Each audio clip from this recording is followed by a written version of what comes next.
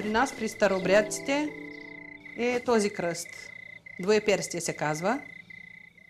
Двоеперстие се казва, нали?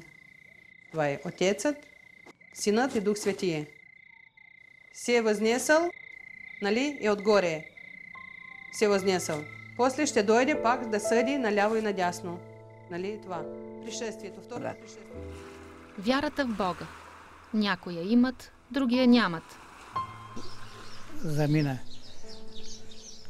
за Съветския съюз. И те мислят, че като отидат там, ще бъдат на едно място. А пък Сталин ги разпредели тук двама-трима в този град, двама-трима в друг град. Вашите родители ли настоявате или просто вие също искате или? Ами понякога настояват, понякога и не искаме и тъй. Алкохолът е абсолютно забранен в религията на староверците. Дявола на шефа, пини от ракийката, пини. Много народ в този село е починал от пине, много народ. И майка ми, моята майка, тя е от нали, рускиня, тя е починала от пине. Грехът, щом е грехът, няма малък или голям. Щом се нарушава една заповед, тя е нарушена.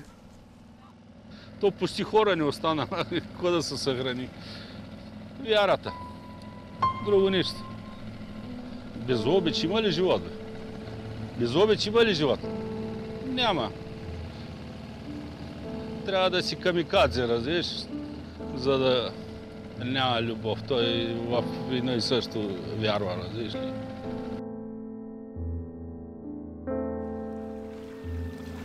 Призракът на отчаянието броди из татарица.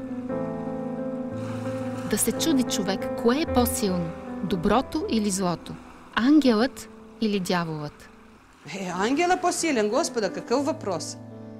Господа, даже на страшния съд, като пише Апокалипсиса и всичките книги, всичките